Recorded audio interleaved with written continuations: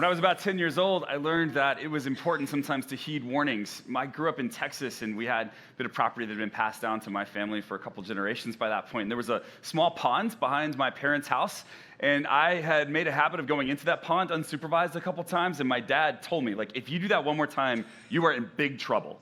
And he didn't define what big trouble was, but I got the message. But a few weeks went by, and I was out in the backyard by myself, and there was no one around, and I thought, who's gonna know, right? So I started to edge into the pond, and as I got into it, I went behind kind of like a big tree, a big bushy tree that was growing on the banks there, so that no one could see me if they looked out the window inside of the house.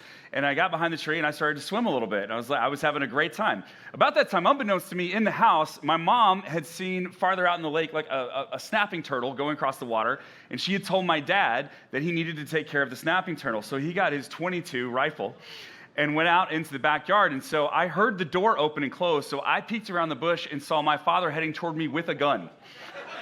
And I thought, man, I'm in big trouble. And then he saw me, and it was okay, and not a single shot was fired that day, which I really appreciated. But sometimes there's a warning, and you need to heed the warning. In the Middle Ages, there started to be an increasing amount of churches that were built with bell towers and bells on them. And the bells served two functions. The first one was that it was a call to worship. And so when the bells would start to ring, you knew that services were about to start. People were about to worship Jesus. The second one was as a warning. They would use it as a community warning. For instance, if there was like an invading army coming over the hill, they would ring the bells. This morning, I want us to ring the bells, and I actually want us to ring them for both reasons. I want it to be a call to worship Jesus, and I also want to warn that there is increasingly a prevalent counterfeit gospel in the United States, wrapping itself in red, white, and blue. And today, I speak not just like for myself as some opinions I have, but our shepherding elders here at our church and our church board at our church and our staff have growing concerns over the last several months based on conversations we've had with you and conversations we've had with people outside of the church and what we see promoted online and through social media algorithms and on the news. And so today, I'm giving the message that we'd like to give for all of us to be equipped, and we want to put Jesus in the center of it. Before we start that, I just want to remind you, for those of you who have been here a while, and maybe to say up front for those who haven't been, about the composition of our congregation. We're a very diverse congregation in lots of different ways, but one of the ways that we're really diverse is we're diverse politically, which let me just tell you, I'm friends with lots of pastors all over the United States, and we are one of the most politically diverse churches that I'm aware of.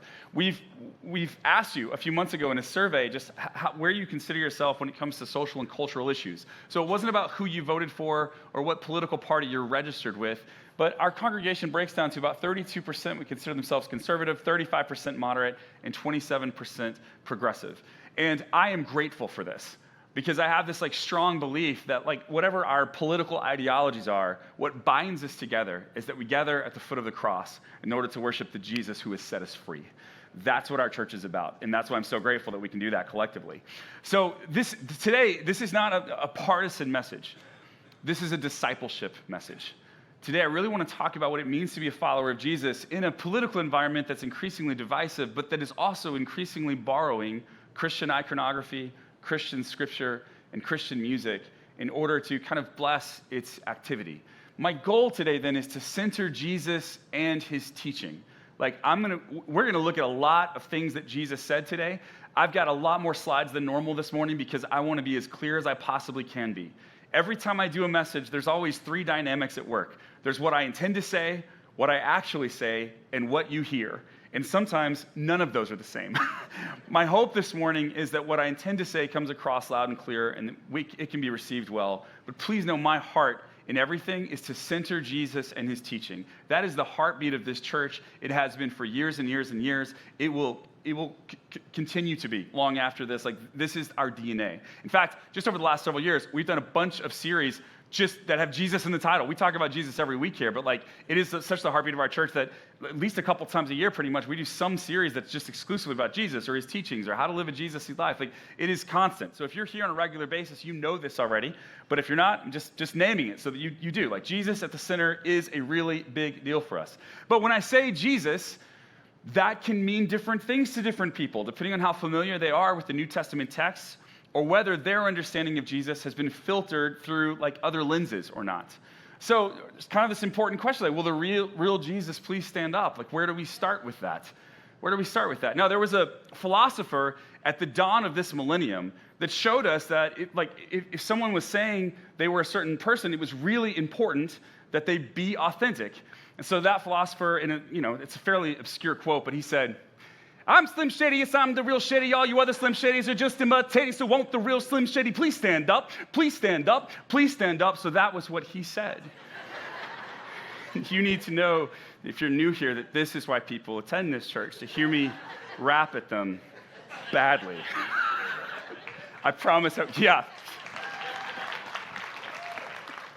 Will the real Jesus please stand up? We looked at a passage over the last several weeks, actually, in the past series that we did, in Luke chapter 4, because it kind of serves as, I think, maybe the closest thing we have to a mission statement from Jesus. He's in his hometown of Nazareth, and the scroll of Isaiah, the prophet, is handed to him, and he unrolls the scroll, and he starts to read from it. And this is the section he reads out of. He says, "The Spirit of the Lord is upon me, for he has anointed me to bring good news to the poor.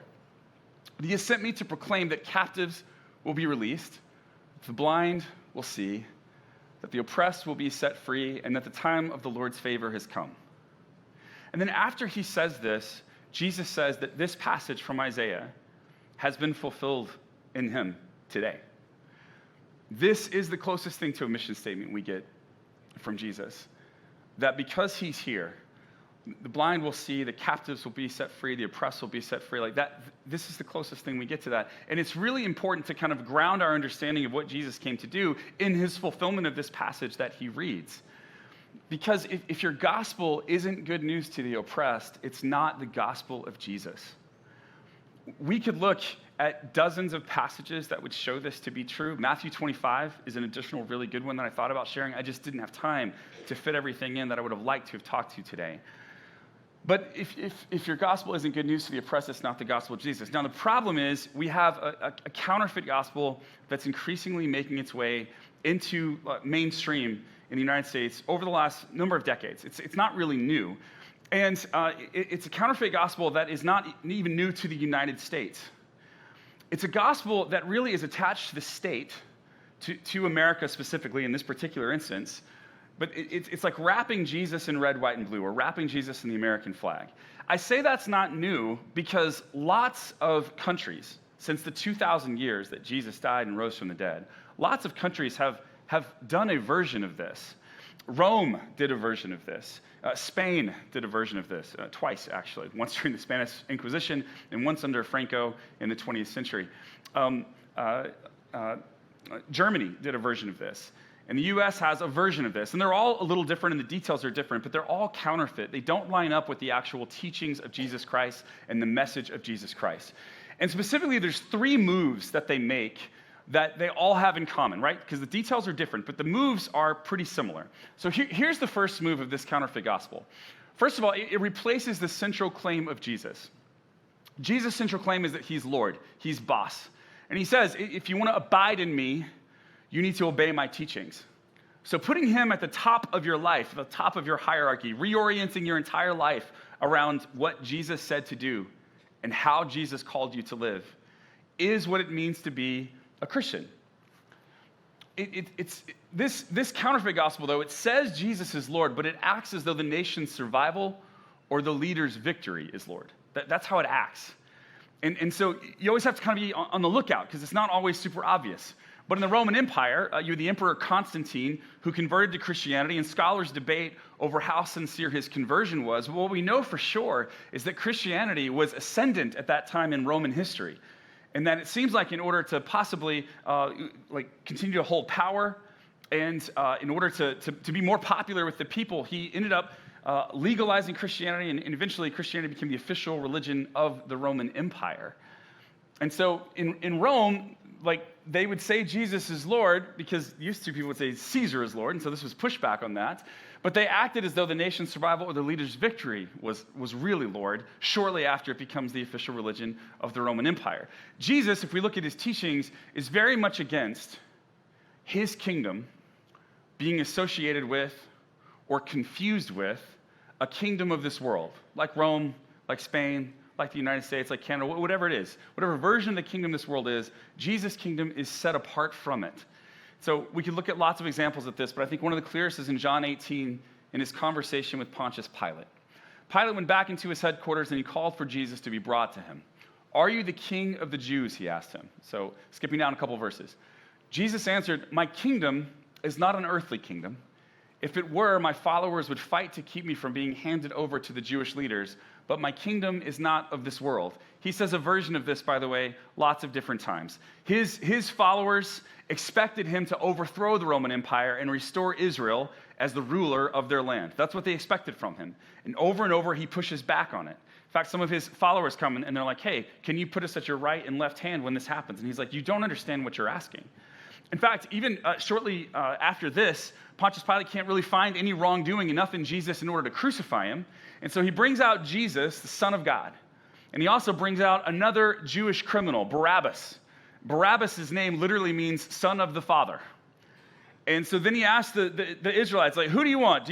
I'll set one of these guys free. We've got them both in prison, but I'll set one of them free. Do you want Jesus of Nazareth to be set free, or do you want Barabbas?" Barabbas was a political zealot. He was an extremist who used violence, had probably murdered people in order to try and overthrow the government. And he asked the people, who do you want to be released? I'll set one of them free. Jesus, the Son of God, who was willing to lay his life down that others might be set free. Or Barabbas, the Son of God, who was willing to use violence to overthrow the government politically. And the people long for Barabbas. Because ever since the days of Jesus, we've conflated the call of Jesus with the seeking of political power.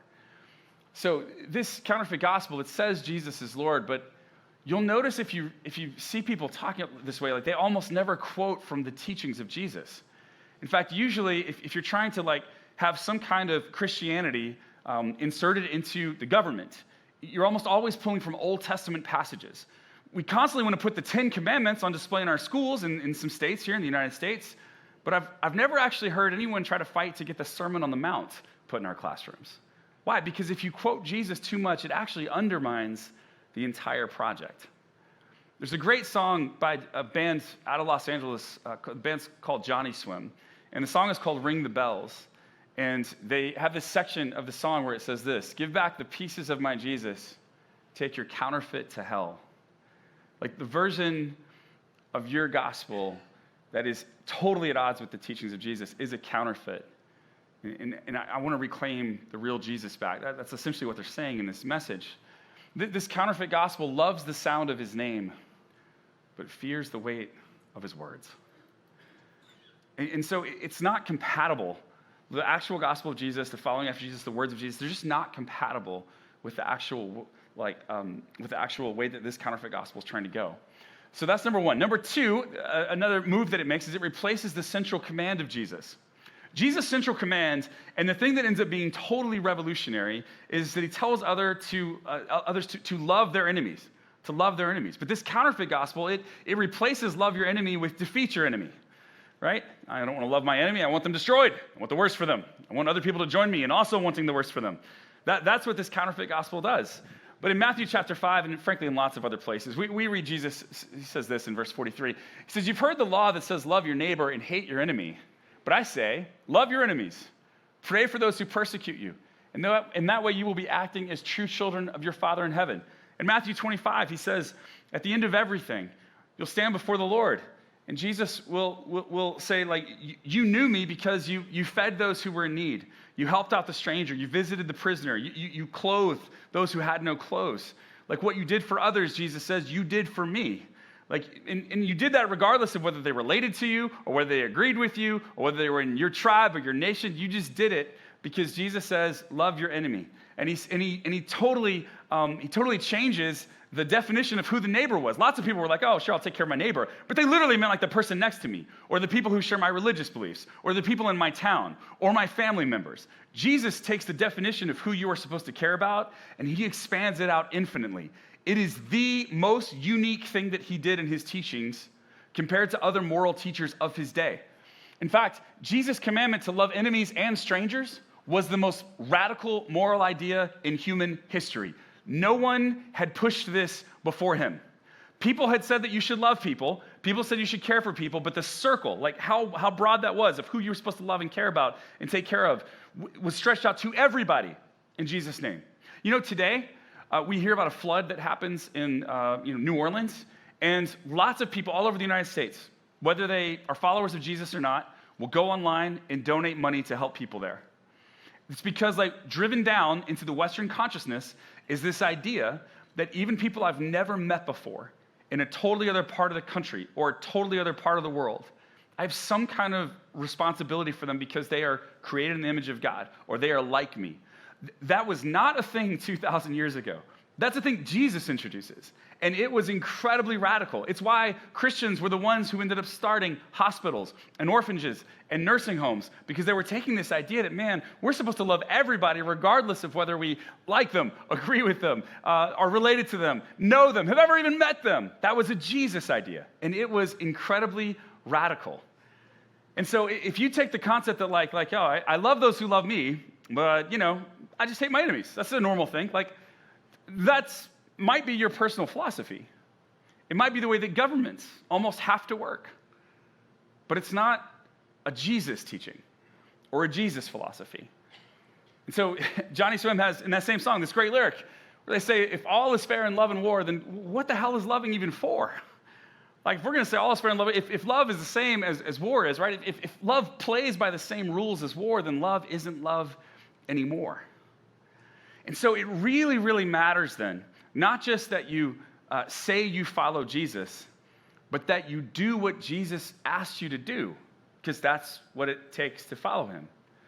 Which means if following Jesus does not look like Jesus, it is not Jesus we are following, no matter whether we say it is or not.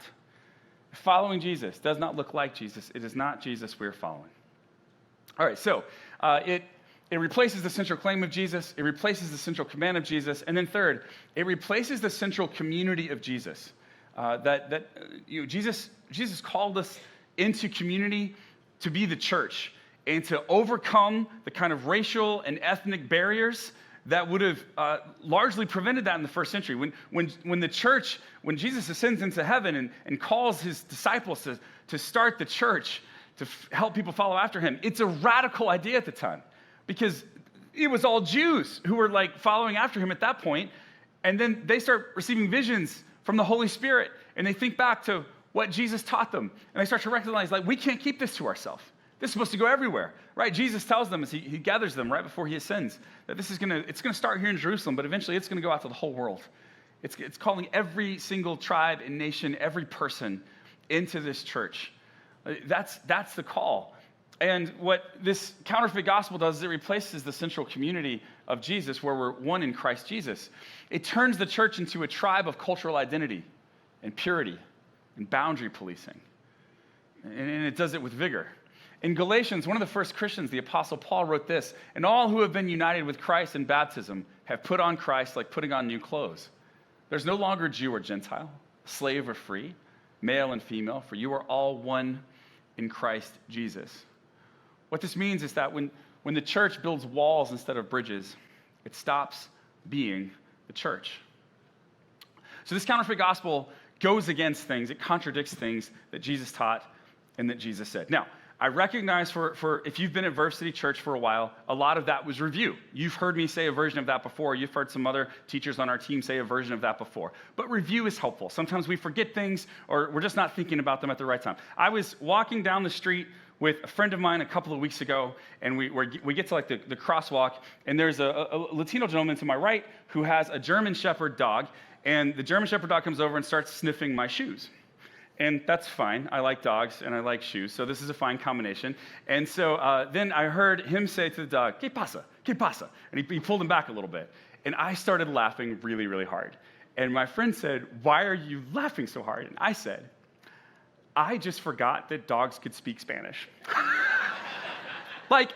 If you'd have asked me, I'd have been like, "Oh yeah, for sure. I just hadn't thought about it in a long time." And what's really funny is that dog speaks better Spanish than I do. I feel confident of that. A lot of you probably have dogs who speak Spanish. My dogs have all been stupid. They know one language, that's it. They're a lot like their owner. I just forgot. It just wasn't top of my mind. So I realize this has been a review for a lot of us. If you've been around here for a while, this is kind of like review. But this is important review, because we need to have this as a foundation if we're going to talk explicitly with some of what's happening in the U.S. right now.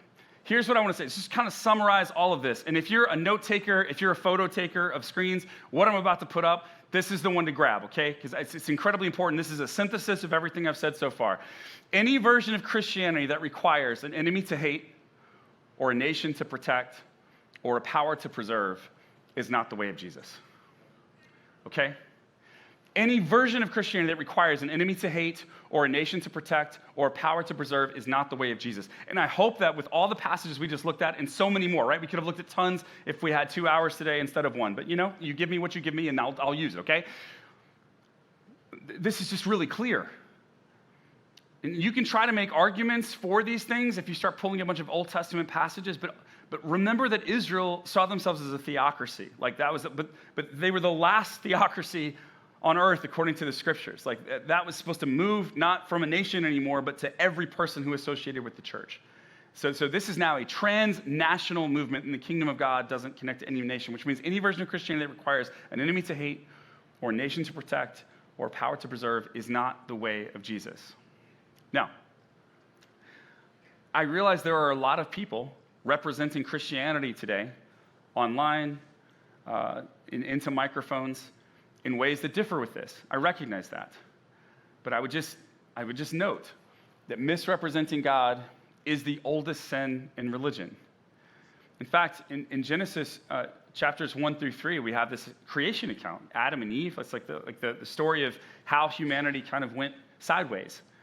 And one of the things that happens is that Adam and Eve believe that God is good. They've walked with him in the cool of the Garden of Eden, and then this serpent shows up and tells them, like, hey, did God tell you not to eat of that tree? And they're like, yeah. And he told you that if you ate of it, you would die? And they're like, yeah. He said, well, you won't die. And so he starts to confuse God's character for them.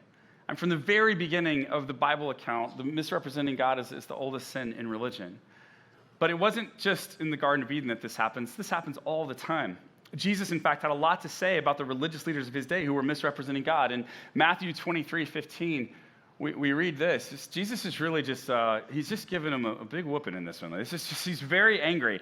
With this whole chapter is fascinating, but if you've never read Matthew 23, maybe read it today. He's really very expressive. And he says, he's speaking to these teachers and these Pharisees, and he says, what sorrow awaits you teachers of religious law and you Pharisees, hypocrites, for you cross land and sea to make one convert, and then you turn that person into twice the child of hell you yourselves are. I mean, that doesn't seem good.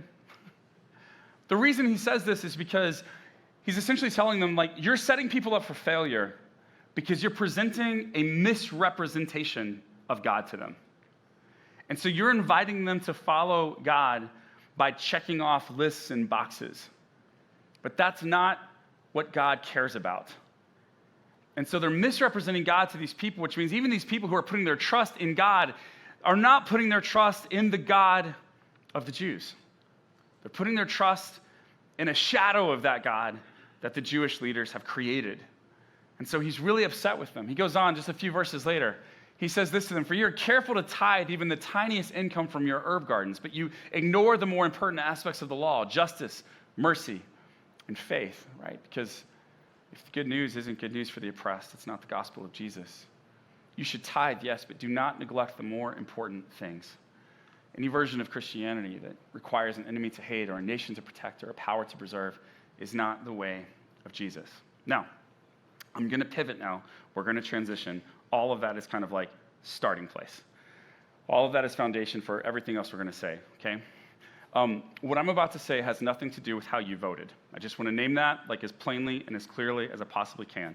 Within this congregation, people voted all kinds of ways, probably in this most recent election, just this last week, and also last year, and you'll all vote different ways at the midterms and in the next presidential election. Like, this has nothing to do with how you voted. It has nothing to do with how you voted. This also has nothing to do with policy, right? So I'm not going to talk to you about what the U.S.'s policy should be about anything in particular. I know that you guys don't attach yourself to Verve City Church to hear me talk about what my policy opinions are on everything, okay? So this isn't about what I think our financial policy ought to be, or our healthcare policy, or our immigration policy.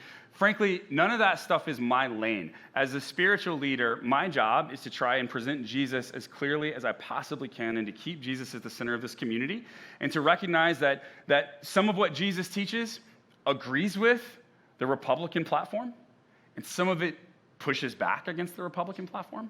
And some of what Jesus teaches agrees with the Democratic platform, and some of it pushes back against the Democratic platform. That's just reality. The goal then isn't to be in between the middle of those things, but to sometimes affirm and sometimes to push back, just depending on how Jesus would have us live. Does that make sense? And here's yeah, sure, we can, that's great, thank you.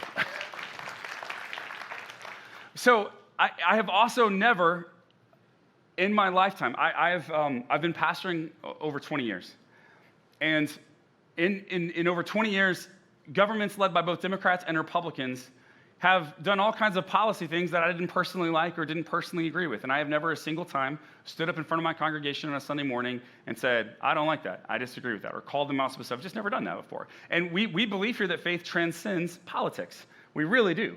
And so we will never tell you how to vote.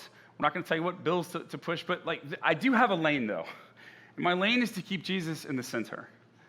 And therefore, if some of the most powerful and most influential people in the world are pushing a counterfeit Jesus, it's my lane to talk about that.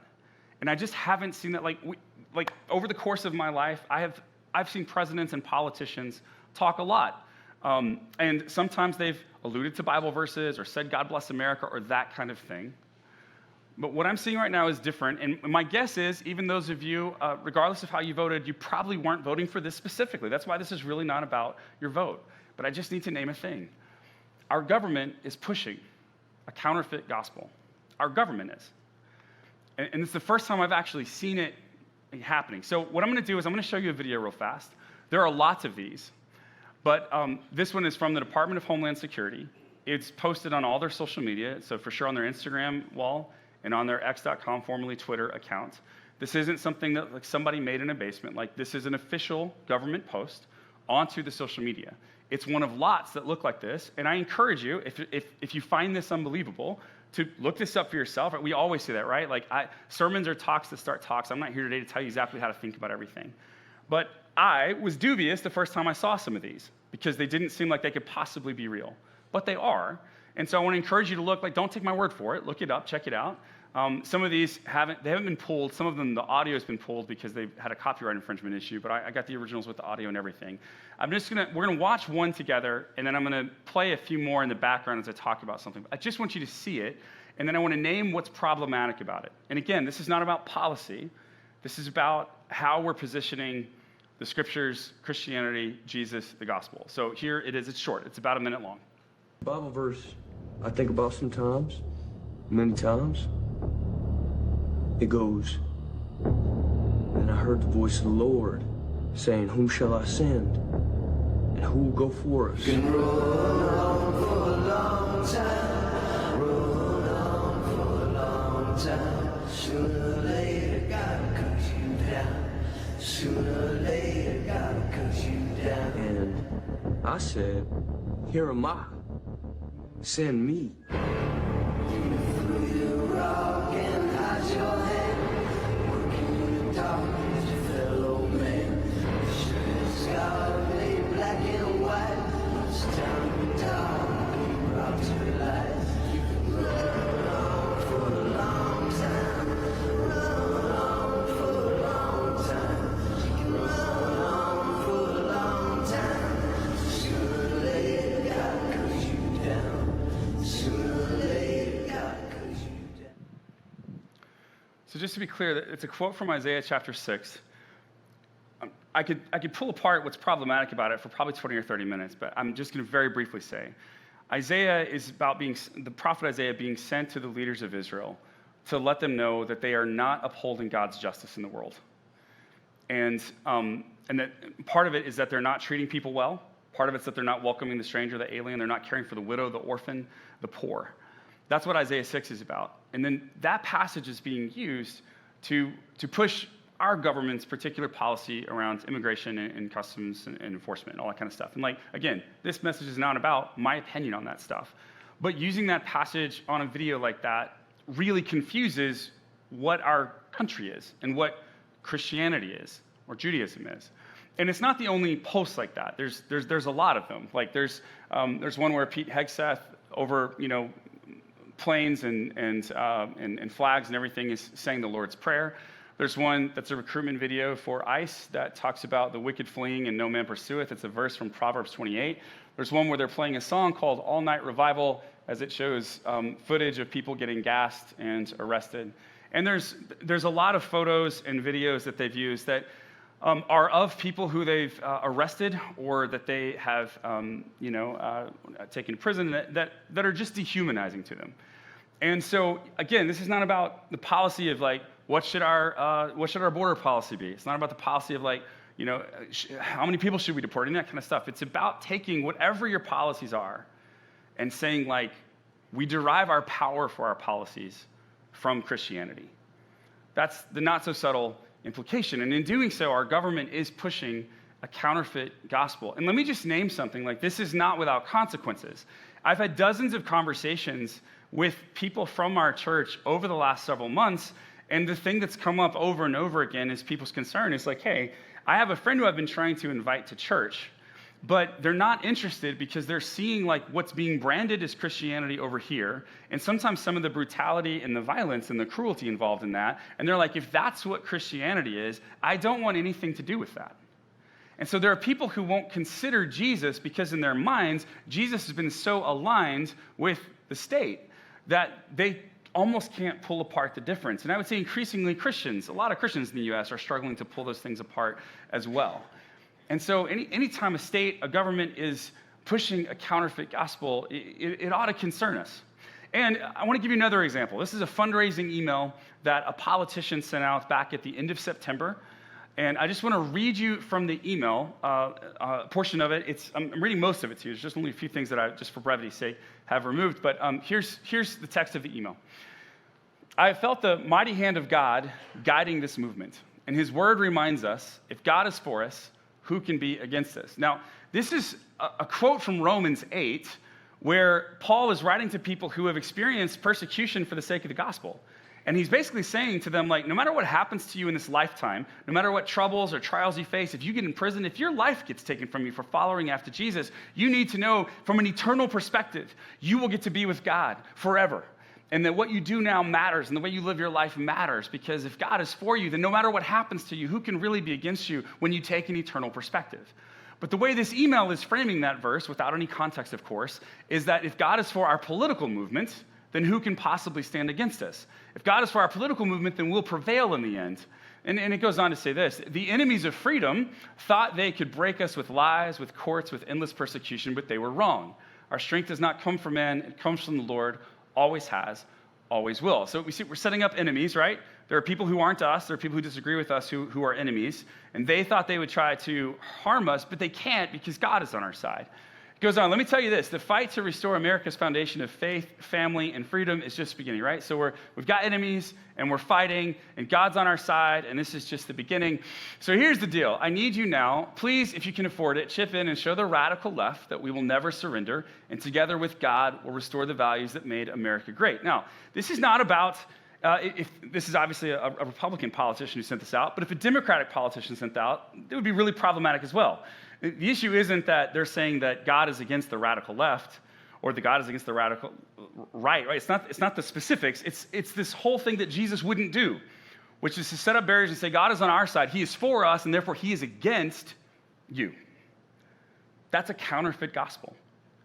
And so it's pretty easy to pull it apart when you start to see it in the text. And then it goes on to say this, and remember this, when you give, you're not just contributing to a political cause, you are sowing a seed of faith into the future of our nation.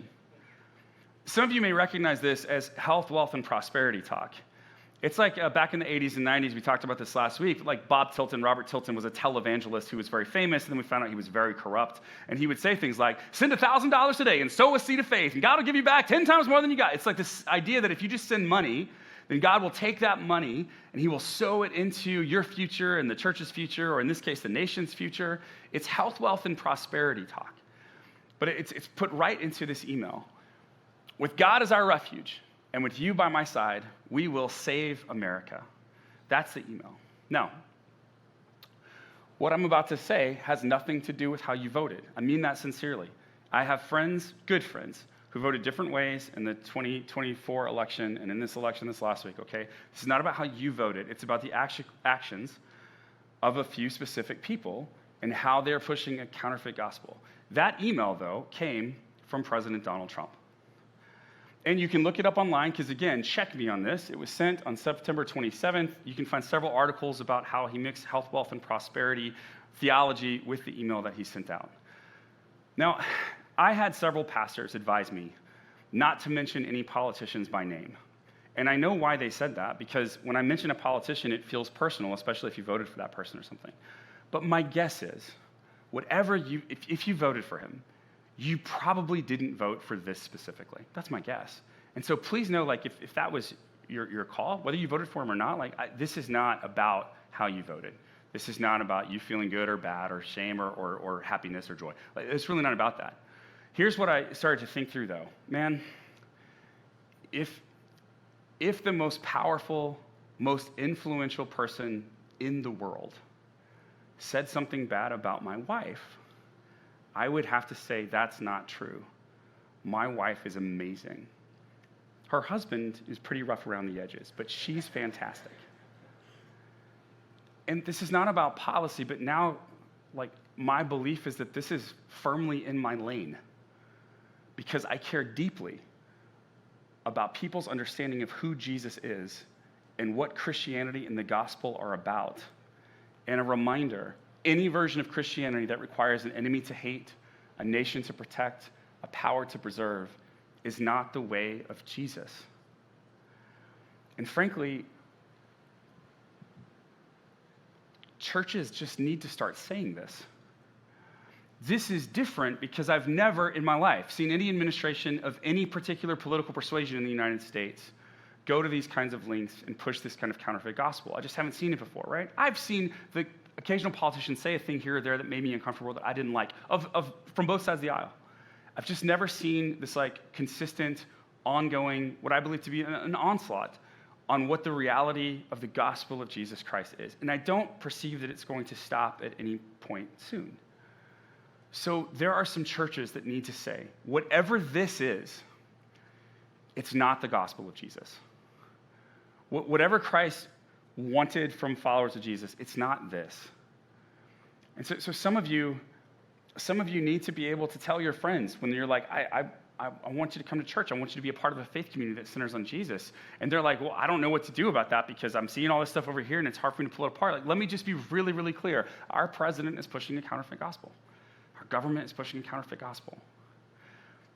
And I just feel like more churches are going to have to start saying this. My hope is that they will, not to go against a particular political party or to undermine particular policies. This really is about, and I hope it's been clear. I hope I've been clear on this as a possibility. It's about centering Jesus and what Jesus stood for. And again, when the loudest, most influential voices in our culture are saying it's one thing, and that thing contradicts the actual scriptures, I believe churches have a responsibility to say, actually, that's wrong. It's wrong.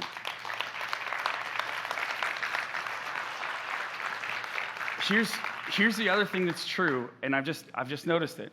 We are increasingly discipled more by algorithm than Jesus, okay? So one of the reasons I felt like I needed to say something is because not many churches are, which means if you're just like scrolling TikTok or you're scrolling YouTube or you're scrolling Facebook or Instagram or whatever it is you use, or X.com or Blue Sky, whatever it is you look at, you're unlikely to see someone saying the kinds of things I'm saying. There's just not much of that content out there. There's a ton of content out there of the other stuff. And so increasingly, people are being discipled by their algorithm, not because they set out to be like, you know what I would really like to disciple me is Facebook's algorithm. Like, I don't think anyone made that decision, but in an absence of an alternative, that does tend to happen for all of us to some degree or another.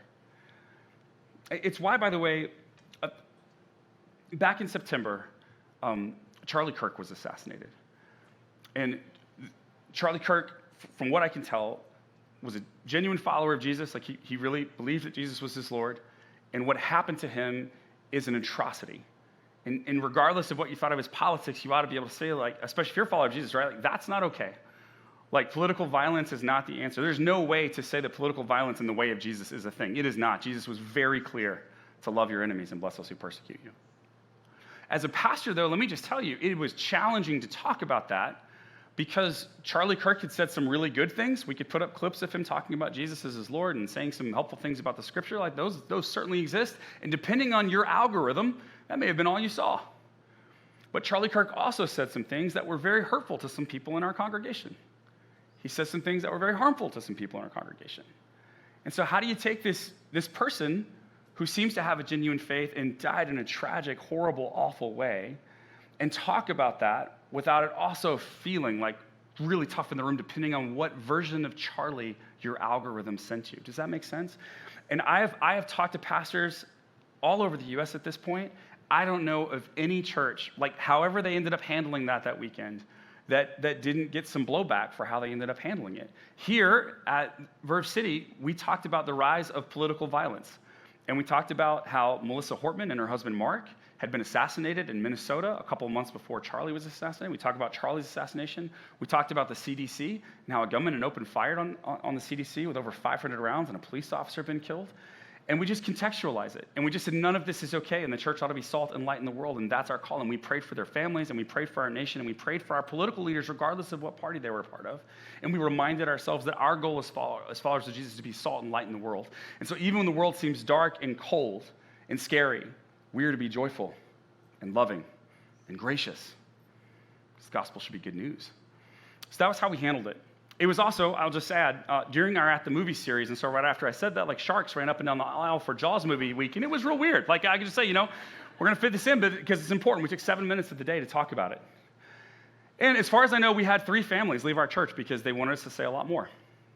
I know a guy in Colorado, it's a church of about 500, and 30 families left his church because he'd never heard of Charlie Kirk before and just didn't know to say anything that Sunday. And so people just left. And why? Because in algorithms, there were a bunch of people telling people all over the U.S., if your pastor doesn't say this specific thing about Charlie Kirk, then you should never go back to that church again. When I was a kid, churches split over theology, over differences in doctrine. And now, and I say this having talked to, hundreds of pastors over the last 15 years.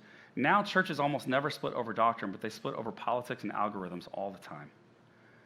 And I just want to say it's a tragedy. It's a tragedy because we ought to be able to see things different politically and still gather together at the foot of the cross. It's really, really important, okay? So I had, the week after I talked about Charlie and I talked about Melissa and we talked about the CDC shooting, the week after that I got a phone call. And they left a voice message here at the church for me. And here's what the voice message said. It said, "Hi, my name is," I won't tell you. I'm a member of the community, like the Chino Hills community. I don't actually go to your church.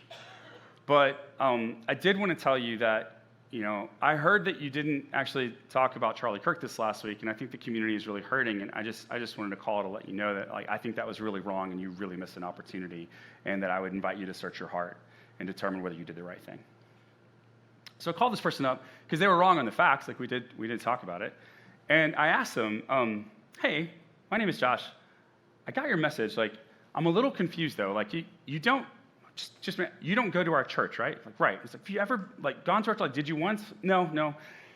Do you are you friends with people who do? No, I was friends with someone who used to a long time ago. It's like, okay. I was like, so do you actually know what we said on Sunday about Charlie and about political violence and about Christians being salt and light in the world? Are you aware of what we said? No, I got the feeling that you guys probably wouldn't say anything, so I thought I'd call. And I said, okay, all right, so we did talk about Charlie, and we talked about Melissa Hortman, and we talked about CC, and we just kind of and here's what we said. And I just kind of gave him the load, and I was okay, so I'm just trying to understand, given that you didn't know what we said, and you don't go to church here, and you don't know anyone who does, help me understand, I'm just confused. Why did you feel like you should call and tell us what we should have done, but you had no idea what we did? There wasn't a great answer for that. And so I asked him what church he went to, and he said he went to Calvary Chapel here locally. And he had called not just us, but a bunch of other churches as well to say a similar thing. And I asked him how many pastors had called him back, and I was the only one. And you should know that our executive pastor, Audrey, told me I definitely should not do that. But I talked to him about why we said what we said and the care we were trying to have our community and the way that we were trying to center Jesus here. And I said, listen, man, at a time like this, when the world needs Jesus more than it's ever needed Jesus before, what churches really need to do is not go to war with each other, but lock arms as much as we possibly can and push forward on the cause of Christ. And so I just said, look, I said, I know I know you're probably doing what maybe somebody told you to do or what you've seen other people do, and like it's maybe that's not your fault, but I need you to hear me say this. You should not have done that, and I'm rebuking you. This is a rebuke. You shouldn't do this anymore. And if you would like to have coffee, I would love to take you for coffee. And we can talk more about this. And he said he would love that, and I have not heard back from him. So, like, you just need to know, I need to know, right? Like, there are lots of people thinking about this differently, but I'm sure that you have people in your life who think about this differently, and I just want to invite you to be discipled by Jesus and not by algorithms, and to center Jesus in your life and not this other stuff, and have political opinions and vote your conscience and do all those things, but at the end of the day, do not get so wrapped up in that you forget the Jesus of the Gospels. Everything depends on the church actually pointing to the Jesus of the Gospels. We have got to start doing that. We have to. We have to. So just a few things as I close here. First of all, learn Jesus' teachings. If all of this is new to you and you're not sure, like, man, I don't know, I'm hearing some stuff over here, and I'm hearing some stuff over here, I'm not sure how to think about all this, can I invite you to camp out in Matthew, Mark, Luke, and John for a few months? Just read the Gospels, highlight stuff, ask questions, leverage your community here, not just me, not just our staff. There are amazing people. Those of you who came to Guys' Night and Ladies' Night, you know there are amazing people in this community who'd be happy to study the Gospels with you, who'd be happy to give you their take or their understanding or give you some background, like if it's all new to you. Jump into a group, like leverage some resources here. So learn Jesus' teachings. Number 2, practice mercy toward the poor, the immigrants, and the excluded. And so many of you do this so well. We have so many opportunities to pour into Chino Hills. We were just volunteering in LA. We volunteered all over the Inland Empire. We've provided food for people and clothing for people, and we provided counseling and prayer for people. You guys rock at that. Don't stop doing it. Like the world needs to know what the heartbeat of Jesus is, and if the gospel isn't good news for the oppressed, it is not the gospel. Number 3, refuse to baptize political power. And again, it doesn't matter where that political power comes from. If in 2028, a Democrat steps into office and starts doing this same stuff and pushing this counterfeit gospel, you know what we'll do? We'll complain about it and talk about it as well. Because it is not about political sides. It is about the most powerful and influential people in the world trying to use the gospel for what appears to be political gain, and it's a very big mischaracterization of it. And so as churches who steward the gospel of Jesus, it's the biggest thing we do. We got to keep talking up. We got to refuse to not baptize any political power. Refuse. It doesn't matter what side of the aisle it's from, or if it's from a new aisle or a new section. If you move to another country and you have 5 political parties, don't baptize any of them, because all of them will fall short of the kingdom of God. We absolutely know that to be true. Number 4, man, be bold and courageous about who Jesus is. And can I just be really specific? There's a difference between bold and courageous and being a jerk, okay? Be bold and courageous in the way of Jesus, though. Jesus didn't hold back. He was honest about things, but he also was gracious and loving and caring and empathetic. It's why when I told the guy on the phone, I'm rebuking what you're doing, I didn't yell at him. I didn't sound hyper angry. I'm just letting him know, this is not okay. And let me tell you why I don't believe it's okay. And if you want to talk more about it, I'd be happy to foot the bill for that. Let's do that. And so I just want to encourage you to be bold and courageous about who Jesus is. And let me just name one more thing. Some of you, this message is really hard, either because of your background and how maybe you've heard other churches talk about politics and Jesus, and trying to pull that apart is really hard. And if that's you, please know I was there at one time in my life for sure. It was very hard for me as well. And so I understand that, and I'm with you. For some of you, this message is hard because your families have literally been torn apart by this. You have brothers, sisters, cousins, aunts, uncles who don't talk to each other anymore because of stuff around this. I'm so sorry about that. Some of you, the takeaway today may need to be man, I need to pray with a shepherding elder that Jesus can bring healing to my family, and then it'll start with me. That may need to be what some of us do. Some of us, we've lost friendships over it. There's people we don't talk to at work anymore because it got awkward. Let me just encourage you to try to be the peace of Jesus in every environment you walk into. There may not be anyone else who's trying to do that. But as a follower of Christ who chooses to center him and his teachings above all else, may we be people of peace. So for some of you, you might need to just pray when we conclude here with our shepherding elders at the back of the room and pray for peace in your family or in your workplace. A few years ago, I got to go to Toledo, Spain. And this amazing Toledo cathedral there. And they have this amazing bell tower. This is the picture online, if you look it up in Wikipedia. This is the one I took on a darker day. Not as good. But mine does have the bonus of having a Frito-Lay's truck in front of it, which I thought really added a little bit of American touch to it. It was very nice. There's a bell in the top of this tower. It is literally called the Fat Bell, but in Spanish. So there are dogs everywhere who would understand that. And This bell weighed 17 tons or 17,000 pounds. It's definitely one of the two. I'll look it up before the 10:15 service. You guys always get it's my first attempt. So it was a very heavy bell is what I'm trying to say. It took them a long time to make it. And the very first time they rang this bell, it cracked. And legend has it that it was so loud that it broke some windows out in town. And that's probably just, not true. It's probably just a myth. But it's fascinating. The very first time they rang it, it cracked. This bell was so big and so large that it couldn't actually do the thing it was designed to do. The church, at times in its history, has tried to acquire so much power and so much influence in the culture that it ceased to be able to do the thing that it was supposed to do. The way of Jesus is not to acquire more power. The way of Jesus is to be willing to lay our life down and use every gift he's given us in service to other people. That's the way of Jesus. And so this morning, I'm going to invite the band up, and they're going to sing the Johnny Swim song, Ring the Bells. And I want us to end this time together, not with dread, not with the world is so terrible, it's falling apart, people are saying wrong things about Jesus. Yeah, but we get to say right things about Jesus. People are scared and they're fearful. Yeah, but we don't have to be. We can be joyful to point to the Jesus who gives us a gospel that's good news for the oppressed, that sets the captives free, that allows the lame to walk and the blind to see. That's the Jesus we get to represent. And so we get to go forward and we get to ring the bells, and I can think of no better way to do that than with a really amazing, happy song. So stay seated, don't leave. Band, I'm going to have you lead us in Ring the Bells.